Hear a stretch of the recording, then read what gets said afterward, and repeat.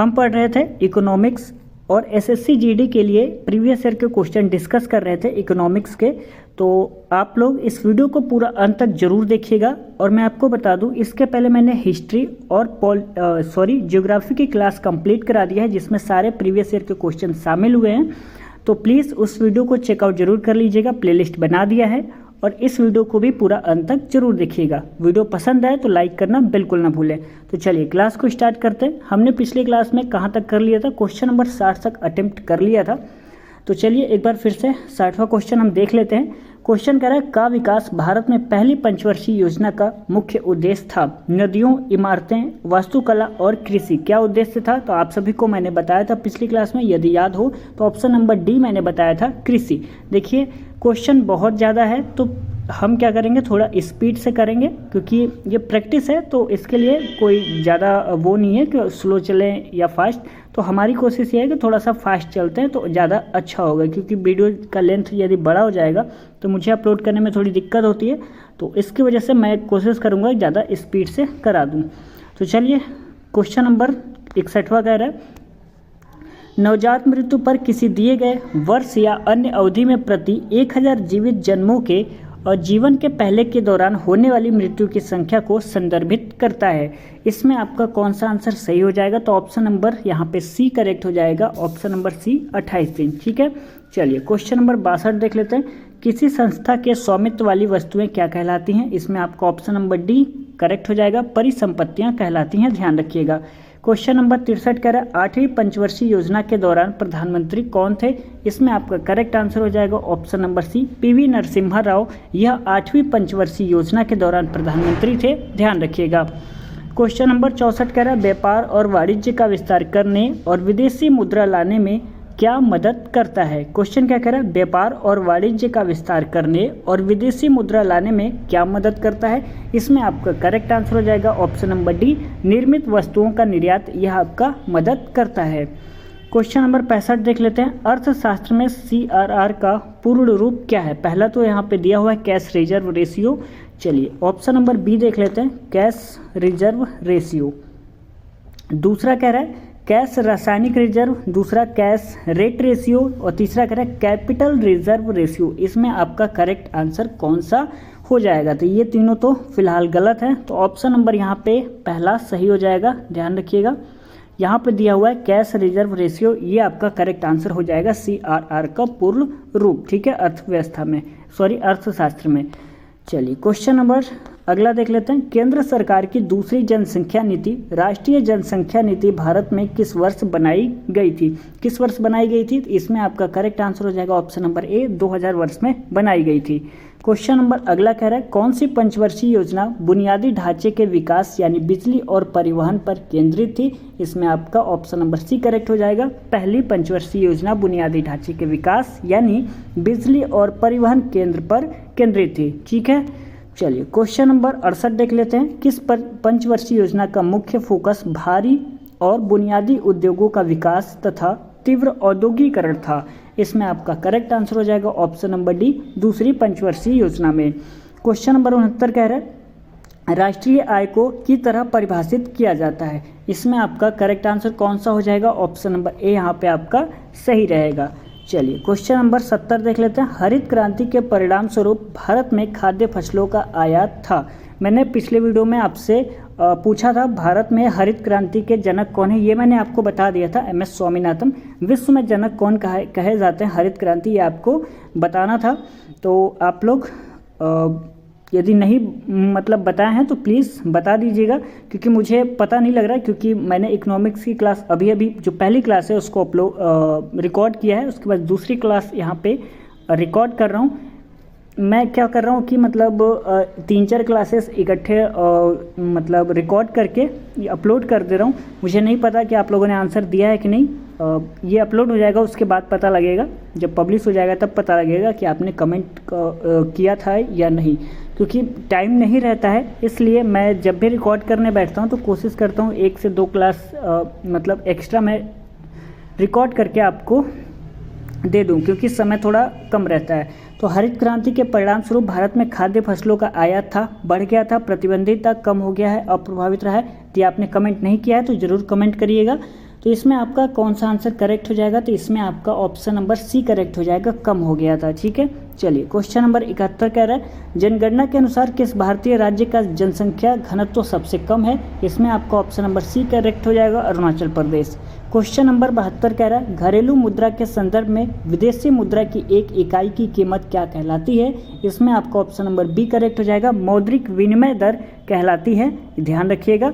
Question number 73 कह रहा है सरकार की प्राप्तियां जो देयता सृजित करती हैं या वित्तीय परिसंपत्तियों को कम करती हैं क्या कहलाती हैं, ये हमारा प्रश्न है। तो इसमें आपका ऑप्शन नंबर सी करेक्ट हो जाएगा, पूंजीगत प्राप्तियां यह कहलाती हैं। क्वेश्चन नंबर 74 कह रहा है विकास की प्रक्रिया के दौरान कोई देश असंरचनात्मक और यहाँ पे दिया हुआ है परिवर्तन से गुजरता है, निम्नलिखित में से कौन सा इस असंरचनात्मक परिवर्तन का एक संकेत है। ऑप्शन नंबर ए क्या कह रहा है जीडीपी में कृषि का योगदान बढ़ता है, जीडीपी में औद्योगिक क्षेत्र का योगदान घटता है और का योगदान 50% से अधिक हो जाता है और जीडीपी में कृषि का योगदान घटता है। तो इसमें आपका कौन सा आंसर सही हो जाएगा, ऑप्शन नंबर डी सही हो जाएगा, जीडीपी में कृषि का योगदान घटता है, यह आपका करेक्ट आंसर हो जाएगा। ठीक है, ध्यान रखिएगा। चलिए आगे बढ़ते हैं। क्वेश्चन नंबर 75 शहरी जल संतुलन योजना में चिन्हित परियोजनाओं के आधार पर तैयार किया जाता है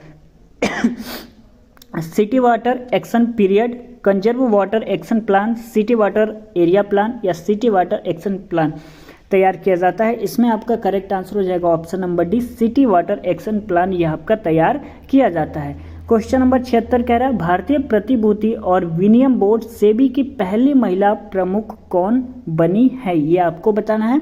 तो इसमें आपका करेक्ट आंसर हो जाएगा option number C, Madhabi Puri Buch, ये आपके हो जाएंगे भारतीय प्रतिभूति और विनिमय बोर्ड यानी सेबी की पहली महिला प्रमुख हो जाएंगे, ध्यान रखिएगा, माधवी पुरी बुच।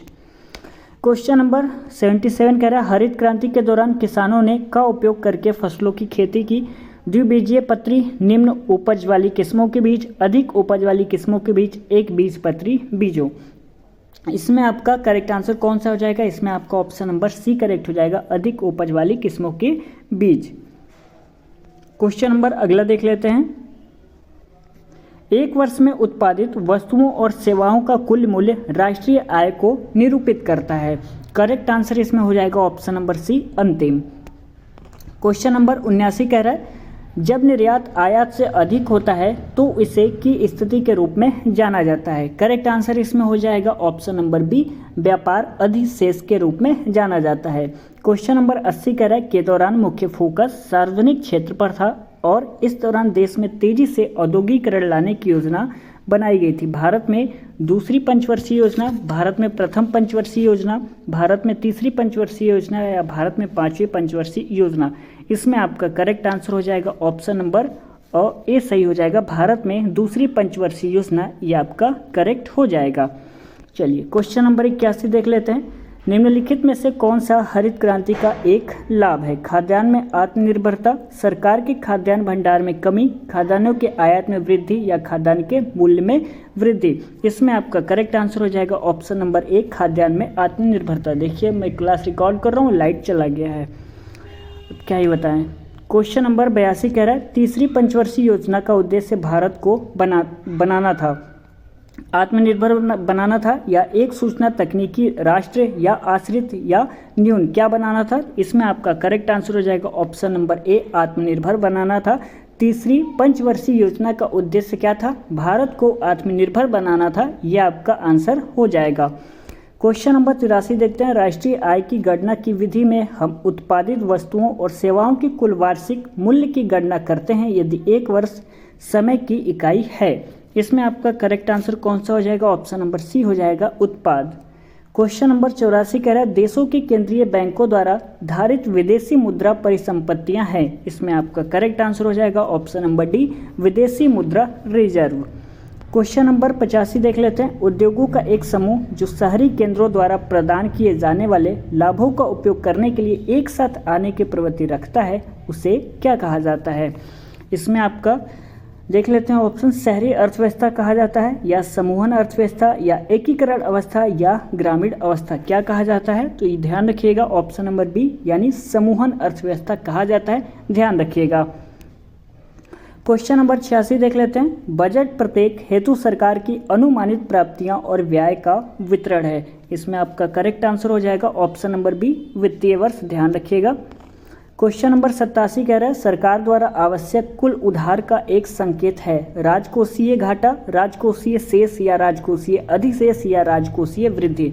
इसमें आपका करेक्ट आंसर कौन सा हो जाएगा? इसमें आपका करेक्ट आंसर हो जाएगा ऑप्शन नंबर ए, राजकोषीय घाटा, ध्यान रखिएगा।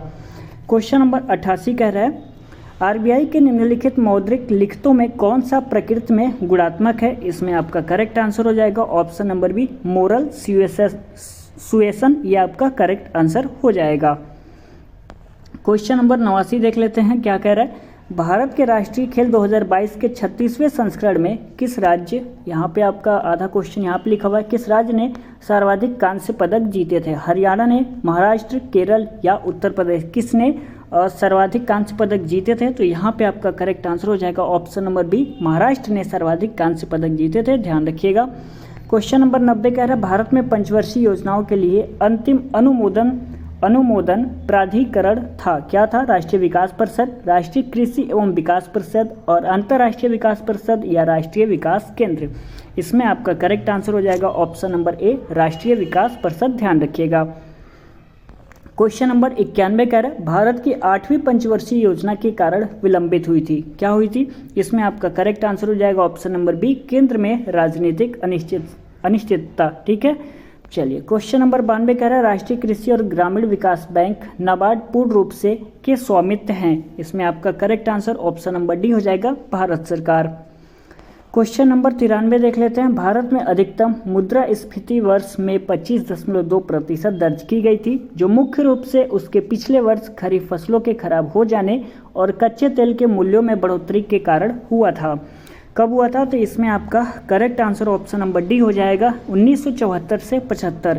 प्लीज़ आप लोग कमेंट जरूर करिएगा कि आपको वीडियो कैसा लगा। मैंने आपके लिए बहुत ज़्यादा मेहनत किया है। मैंने पहले वीडियो में बताया था कि मुझे मतलब ये पीडीएफ गूगल पे दिख गया था, तो मैंने सोचा कि इस वीडियो को मतलब क्लास रिकॉर्ड करके आपको दे दिया जाए, जिससे आपको बहुत ज़्यादा फ़ायदा हो जाएगा और अपने दोस्तों में भी इस वीडियो को आप लोग शेयर कर देंगे। मेरा बस यही उद्देश्य था। तो प्लीज़ इस वीडियो को यहाँ तक आपने देख लिया है, तो थोड़ा सा क्वेश्चन और है, उसको भी आप लोग अंत तक जरूर देखिएगा। प्लेलिस्ट मैंने बनाया हुआ है, तो आप लोग एक बार चेकआउट जरूर कर सकते हैं। मैंने ज्योग्राफी और हिस्ट्री की जो क्लास है उसको मैंने कंप्लीट कराया हुआ है, उसमें भी सारे प्रीवियस ईयर के क्वेश्चन शामिल हैं, तो चेकआउट जरूर कर लीजिएगा। तो चलिए अगला क्वेश्चन देख लेते हैं, क्वेश्चन नंबर 94। देखिए आप लोग जब प्लेलिस्ट चेक करेंगे ना, तो वहाँ पे एसएससी जीडी एक जीएस की क्लास मिलेगी, तो उसको भी आप लोग चाहे तो देख सकते हैं। उसमें मैंने काफ़ी डिटेल से क्वेश्चन को कराया हुआ है। वैसे अब टाइम तो उतना नहीं है देखने का, आप लोग ज़्यादा से ज़्यादा जो अभी प्रीवियस ईयर के क्वेश्चन मैं करा रहा हूँ उसको ज़्यादा से ज़्यादा आप लोग प्रैक्टिस जरूर करिएगा। मेरे कहने का मतलब यही है। अब मतलब रिवीजन ज़्यादा से ज़्यादा कर लें, अब कोई आगे क्लास करने की आवश्यकता बिल्कुल नहीं है यदि आपने कंप्लीट कर लिया है सिलेबस तब। तो चलिए क्वेश्चन नंबर 94 देख लेते हैं। SME का पूर्ण रूप स्मॉल एंड एंटरप्राइजेस है। इसमें आपका manufacturing, medium size, modern size या मिड टर्म। इसमें आपका करेक्ट आंसर हो जाएगा option number B, medium size, ये आपका करेक्ट आंसर हो जाएगा। क्वेश्चन नंबर 95 कह रहा है को 5वीं पंचवर्षीय योजना के दौरान पेश किया गया था। दिवा विद्यालय, न्यूनतम आवश्यकता कार्यक्रम, बेटी बचाओ या स्वच्छ भारत। करेक्ट आंसर इसमें हो जाएगा ऑप्शन नंबर बी, न्यूनतम आवश्यकता कार्यक्रम। क्वेश्चन नंबर 96 देख लेते हैं। सार्वजनिक वस्तुओं और सेवाओं के उदाहरण हैं। ऑप्शन यहाँ पे दिया हुआ है, बिस्किट के पैकेट ये उदाहरण है, या कपड़े या सड़कें या प्रसाधन उत्पाद। इसमें आपका correct answer option number C हो जाएगा, सड़कें, या आपका करेक्ट आंसर हो जाएगा। चलिए क्वेश्चन नंबर 97 देख लेते हैं। प्रथम पंचवर्षीय योजना में मॉडल का पालन किया गया था। एकीकरण का, महालनोबिस का, पूंजी का, हैरोल्ड डोमर का। करेक्ट आंसर इसमें कौन सा हो जाएगा? तो इसमें आपका करेक्ट आंसर डी हो जाएगा, ठीक है, बिल्कुल करेक्ट है। Option number D, Harold Domar हो जाएगा।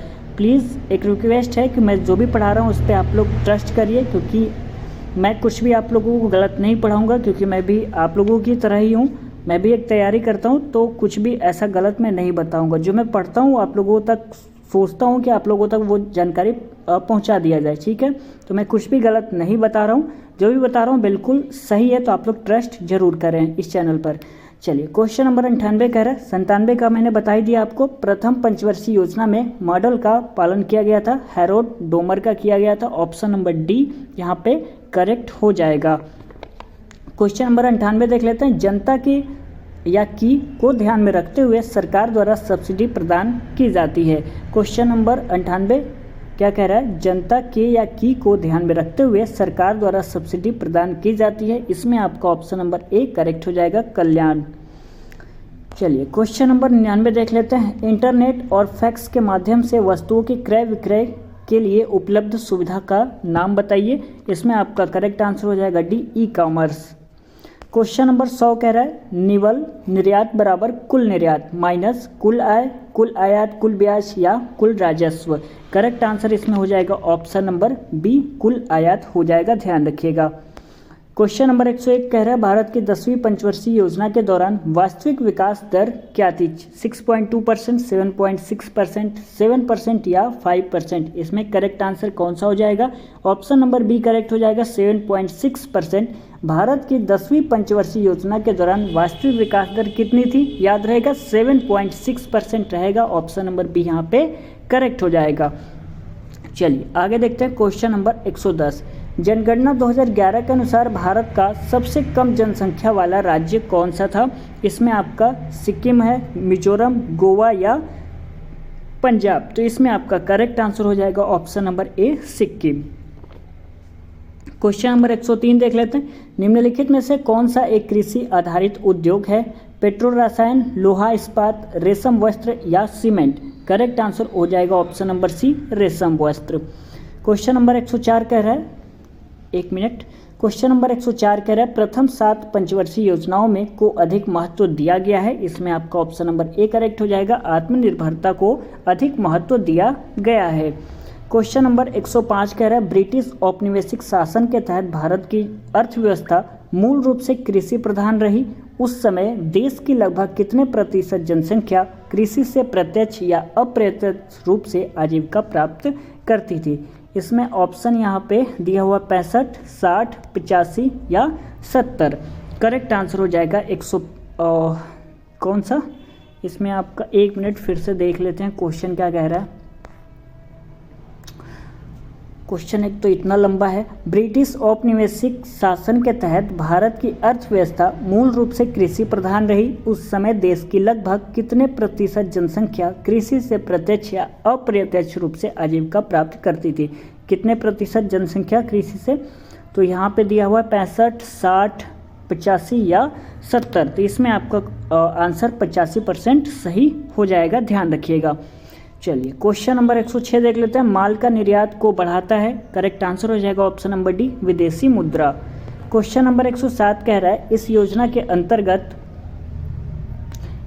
के अंतर्गत गरीबी रेखा से नीचे बीपीएल परिवारों को 5 crore LPG liquefied petroleum gas connection प्रदान किए गए। सांसद आदर्श ग्राम योजना इस योजना के अंतर्गत, या बेटी बचाओ बेटी पढ़ाओ योजना के अंतर्गत, या स्किल इंडिया मिशन या प्रधानमंत्री उज्ज्वला योजना। करेक्ट आंसर इसमें कौन हो जाएगा? तो डी हो जाएगा, प्रधानमंत्री उज्ज्वला योजना के तहत यह जो योजना थी इसके अंतर्गत क्या हुआ? गरीबी रेखा से नीचे बीपीएल परिवारों को 5 करोड़ और LPG liquefied petroleum gas connection प्रदान किए गए। किस योजना के तहत? तो प्रधानमंत्री उज्ज्वला योजना, या ऑप्शन नंबर डी करेक्ट हो जाएगा, ध्यान रखिएगा। क्वेश्चन नंबर 108 कह रहा है, 2011 की जनगणना के अनुसार भारत का जनसंख्या घनत्व प्रति वर्ग किलोमीटर कितना है? 298, 198, 382, 442। करेक्ट आंसर इसमें हो जाएगा ऑप्शन नंबर सी, 382। चलिए क्वेश्चन नंबर 109 देख लेते हैं। ऋण के लिए सुरक्षा के रूप में ऋणदाता के पास उधारकर्ता द्वारा गिरवी रखी गई संपत्ति क्या कहलाती है? ऑप्शन नंबर डी करेक्ट हो जाएगा, समपार्श्विक कहलाती है, ध्यान रखिएगा। क्वेश्चन नंबर 110 कह रहा है, किस पंचवर्षीय योजना में तीव्र और अधिक समावेशी विकास की अवधारणा बढ़ गई थी? इसमें आपका ऑप्शन नंबर बी करेक्ट हो जाएगा, 11वीं। फिर से देख लेते हैं, किस पंचवर्षीय योजना में तीव्र और अधिक समावेशी विकास की अवधारणा बढ़ गई थी? तो 11वीं पंचवर्षीय योजना में तीव्र और अधिक समावेशी विकास की अवधारणा बढ़ गई थी, ध्यान रखिएगा। क्वेश्चन नंबर 111 कह रहा है कपास, जूट, रेशम, ऊनी वस्त्र, चीनी और खाद्य तेल आदि किस उद्योग से संबंधित हैं? इसमें आपका करेक्ट आंसर हो जाएगा ऑप्शन नंबर सी, कृषि आधारित उद्योग। क्वेश्चन नंबर 112 कह रहा है भारत में 2011 की अंतिम जनगणना कितने चरणों में की गई थी? करेक्ट आंसर हो जाएगा ऑप्शन नंबर ए, 2 चरणों में की गई थी, ध्यान रखिएगा। 113 क्वेश्चन कह रहा है ओडीओपी का लक्ष्य इनपुट के प्रापण, सामान्य सेवाओं के लाभ उठाने और उत्पादों के विपणन के संबंध में बड़े पैमाने पर लाभ उठाना है। एक जिला का उद्देश्य है, एक जिला का उत्पाद, एक जिला, एक व्यक्ति, एक अंतर, एक उत्पाद। करेक्ट आंसर इसमें ऑप्शन नंबर बी हो जाएगा, एक जिला एक उत्पाद। चलिए क्वेश्चन नंबर 114 देख लेते हैं। भारत की जीडीपी में क्षेत्रक के योगदान का अनुपात 1950-51 में 11.8% से बढ़कर 1990-91 में 24.6% हो गया था। रक्षा, सेवा, कृषि, औद्योगिक। करेक्ट आंसर इसमें आपका कौन सा हो जाएगा? ऑप्शन नंबर डी हो जाएगा, औद्योगिक। चलिए क्वेश्चन नंबर 115 देख लेते हैं। का उपयोग पैसे की मांग और आपूर्ति को नियंत्रित करने के लिए किया जाता है? क्रेडिट नियंत्रण, शेयर नियंत्रण, इक्विटी नियंत्रण या डेबिट नियंत्रण? इसमें आपका correct answer option number A सही रहेगा, क्रेडिट नियंत्रण, ध्यान रखिएगा। 116 कह रहा है भारत में औद्योगिक नीति संकल्प पहली बार वर्ष में पारित किया गया था। कब किया गया था? तो ध्यान रखिएगा, ये पारित किया गया था 1948 में। ऑप्शन नंबर सी यहाँ पे करेक्ट रहेगा, बिल्कुल अच्छे से मतलब ध्यान रखिएगा। चलिए क्वेश्चन नंबर 117 देख लेते हैं। 2011 की जनगणना के अनुसार देख लीजिए कब का लाइट गया हुआ है, अब जाकर आया है। 2011 की जनगणना के अनुसार किस भारतीय राज्य की साक्षरता दर सबसे कम है? बिहार, झारखंड, महाराष्ट्र या उत्तर प्रदेश? इसमें आपका करेक्ट आंसर हो जाएगा option number A, Bihar. Question number 118, कब से मैं अंधेरे में ही रिकॉर्ड कर रहा था क्लास। क्वेश्चन नंबर 118 क्या कह रहा है? भारत सरकार की पंचवर्षीय योजना 2012 से 17 भारत की अंतिम पंचवर्षीय योजना थी। 10वीं, 8वीं, 12वीं या 5वीं? करेक्ट आंसर इसमें हो जाएगी 12वीं। 119 क्वेश्चन कह रहा है गरीबी हटाओ आत्मनिर्भरता की प्राप्ति किस पंचवर्षीय योजना के 2 प्रमुख उद्देश्य थे? तीसरी की, 7वीं या 5वीं या पहली? तो इसमें आपका करेक्ट आंसर हो जाएगा ऑप्शन नंबर सी, 5वीं। क्वेश्चन नंबर 120 देखते हैं। भारत में लागू की गई अंतिम पंचवर्षीय योजना कौन सी थी? तो सभी को पता होगा, यहाँ पे ऑप्शन नंबर ए करेक्ट हो जाएगा, 12वीं। 121 प्रश्न करें माइक्रो फाइनेंस संस्था को वित्तीय सेवाएं प्रदान करता है? इसमें आपका करेक्ट आंसर हो जाएगा ऑप्शन नंबर सी, कम आय वाले व्यक्तियों। और क्वेश्चन नंबर 122 देख लेते हैं। कह रहा है बेरोजगारी के लिए औद्योगिक विकास एक पूर्व शर्त है, प्रोत्साहन, योग, उन्मूलन या त्वरण? इसमें आपका करेक्ट आंसर कौन सा हो जाएगा? इसमें आपका करेक्ट आंसर हो जाएगा ऑप्शन नंबर सी, उन्मूलन। 1 मिनट आप सभी रुक जाइए। हाँ भैया, हाँ बोलिए भैया, 5 मिनट रुक जाते, थोड़ा 5 मिनट के लिए रुक जाइए थोड़ा सा। क्वेश्चन नंबर 123 कह रहा है विश्व में पहली बार पंचवर्षीय योजना 1928-32 सोवियत संघ में द्वारा लागू की गई थी। Adam Smith, Karl Marx, Steve Jobs या जोसेफ स्टालिन? करेक्ट आंसर इसमें हो जाएगा option number D, Joseph Stalin. ठीक है। क्वेश्चन नंबर 124 क्या कह रहा है? 2011 की जनगणना के अनुसार किस राज्य में लिंगानुपात सबसे अधिक है? इसमें आपका करेक्ट आंसर हो जाएगा ऑप्शन नंबर सी, केरल का हो जाएगा। ये आपका हो जाएगा केरल का, ऑप्शन नंबर सी यहाँ पे करेक्ट हो जाएगा। देखिए बीच में अभी मैंने आपको रुकने के लिए बोला था, उसके लिए सॉरी। ठीक है, तो कभी कल हो जाता है तो आप लोग मैनेज कर लिया करिए। ठीक है, क्योंकि क्लास काफ़ी ज़्यादा बड़ा है, तो क्या होता है कि रूम में रहते हैं तो अगल बगल के लोग आते रहते हैं, तो थोड़ा सा डिस्टर्बेंस हो जाता है क्लास रिकॉर्ड करने में। क्योंकि ये क्लास अक्सर मैं रात को रिकॉर्ड करता था तो कोई डिस्टर्ब नहीं होता था, लेकिन आज मैं दिन में कर रहा हूँ तो उसके लिए सॉरी।